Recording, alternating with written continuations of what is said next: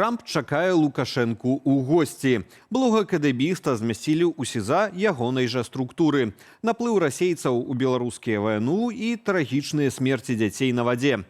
Пра гэта і не толькі ў кароткім выданні навінаў панядзелка 30 сакавіка на Белсаце. Пачынаем. Адразу дзве трагедыі з дзецьмі здарыліся цягам выходных у Беларусі. Гэтак у Рагачоўскім раёне на Гомельшчыне праваліўся падлёт і патануў падлетак. Паводле інфармацыі таварыства выратавання на водах, хлопец 2010 года нараджэння пайшоў гуляць і не вярнуўся. Падчас пошукавых аперацыяў на сажалцы паблізу ратавальнікі заўважылі праталіну за 20 метраў ад берагу. Адтуль з глыбіні 3 метраў і дасталі цела падлетка. Абставіны трагедыі высвятляюцца. Яшчэ адно дзіця загінула ў Бярэзінскім раёне на Меншыне. У рацэ Березіне патануў 6гадовы хлопчык. Вядома толькі, што ён прыехаў у госці да бабулі і дзядулі. Ад іхнага дому да рэчкі некалькі сотняў метраў. Паводле гэтага факту таксама праводзяць правяранне. Дональд Трамп заявіў, што чакае ўдзелу Лукашэнкі ў будучым пасяджэнні Рады міру. Пра гэта амерыканскі прэзідэнт напісаў у сваёй сацыяльнай сетцы. Напярэдадні пра такую магчымасць гаварыў і спецпасланнік Белага дому ў справах Беларусі Джон Коул. На мінулым тыдні мой пасланнік у справах Беларусі Джон Коул пасля перамоваў з вельмі паважаным прэзідэнтам Александрам Лукашэнкам дамогся вызвалення яшчэ 250 палітычных зняволеных. Гэта даводзіць агульную колькасць зняволеных, вызваленых прэзідэнтам Лукашэнкам да больш як 500 з мінулага года. Я хацеў бы выказаць свае самыя цёплыя словы падзякі прэзідэнту за гэта і з нецярпеннем чакаю сустрэчы з ім на наступным паседжанні Рады міру. Навошта Трампу шчыльныя стасункі і запрашэнне Лукашэнкі ў Вашынгтон? У эфіры нядзельнай студыі Белсат празважала палітолог-амерыканістка Александра Филипенко. Дональд Трамп хотел бы в первую очередь, чтобы Александр Лукашенко сыграл важную роль в окончании, в договоренностях, в окончании войны в Европе. Ну, хотя бы прекращение огня, если не заключение мирного договора. Мы видим, как Кремль совершенно не собирается ничего заканчивать, как Кремль постоянно все обещает и кормит завтраками американскую сторону. Ну вот, а в Белом доме, еще раз возвращаясь, тут это именно мнение Белого дома. Это важно подчеркнуть, что можно воздействовать через Минск, соответственно, на Москву. У нядзелю 29 сакавіка на тэрыторыю Фінляндыі заляцелі некалькі беспілотнікаў. У неба былі паднятыя знішчальнікі. Актыўнасць БПЛА была заўважаная на паўднёвым усходзе краіны. Адзін з аб'ектаў быў ідэнтыфікаваны як украінскі беспілотнік тыпу Ан-196 «Люты». Збіваць яго не сталі, каб пазбегнуць дадатковай шкоды. Яшчэ адзін БПЛА упаў у ваколіцах гораду Коўвала. Пацярпелых няма, на месцы працуюць следчыя групы. Актыўнасць БПЛА ў рэгіёне можа быць звязаная з шэрагам атакаў украінскага войска па нафтаперапрацоўчай і партовай інфраструктуры Ленінградскай вобласці Расіі. Раней залёты і падзенні баявых украінскіх БПЛА зафіксавалі таксама ў Літве, Латвіі і Эстоніі. Мы ведаем, што ударныя беспілотнікі былі адпраўленыя з Украіны ў Расію. Мы таксама ведаем, што ў беспасярэдняй блізкасці ад нас у Расіі дзеюць моцныя абарончыя захады, такія як магутнае заглушэнне GPS ды іншыя. Такія факты.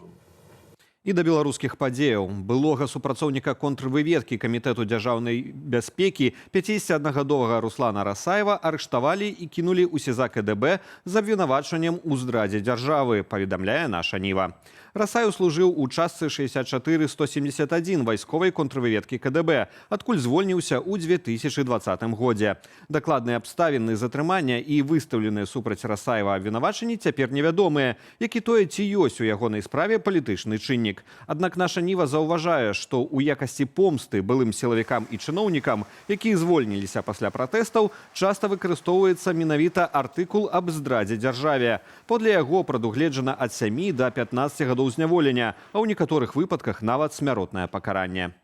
ДАІ Менскага району показала відэа эпічнай пагоні за матацыклістам. Інцыдэнт адбыўся ў Вялікім Трасцянцы паблізу сталіцы. Калі экіпаж паспрабаваў спыніць матацыкл, яго кіроўца праігнараваў патрабаванні і паспрабаваў уцячы. Спачатку пераслед вёўся на вуліцах вёскі, аднак пазней парушальнік выехаў у поле, дзе і перакуліўся. Ён не пацярпеў. Высветлілася, што за стырном транспартавага сродку быў 44-гадовы мянчук. Ён ніколі не меў пасведчання кіроўцы. І больш за тое, 5 гадоў таму яго абмежавалі ў магчымасці кіравання транспартным сродкам праз медычныя паказанні. Цяпер мужчына змешаны ў ізалятар. На яго склалі 6 пратаколаў. Тралейбус у Мінску збіў падлетка на самакаце. Паводле інфармацыі ДАІ, 16гадовая дзяўчына на электрычным транспартавым сродку рухалася па рэгуляваным пешаходным пераходзе на зялёнае святло.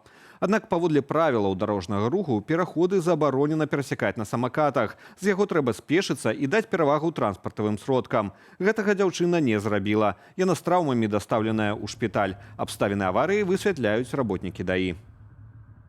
Беларуская чыгунка плануе закупіць 30 новых электрычак. Такі тэндэр з'явіўся на сайце дзяржзакупаў. На набыццё новых электрацягнікоў да 2030 года разлічваюць выдаткаваць больш за 900 мільёнаў рублёў. Гэта 265 мільёнаў еўраў паводле цяперашняга курсу. То бок на адзін цягнік запланаванае каля 9 мільёнаў еўраў.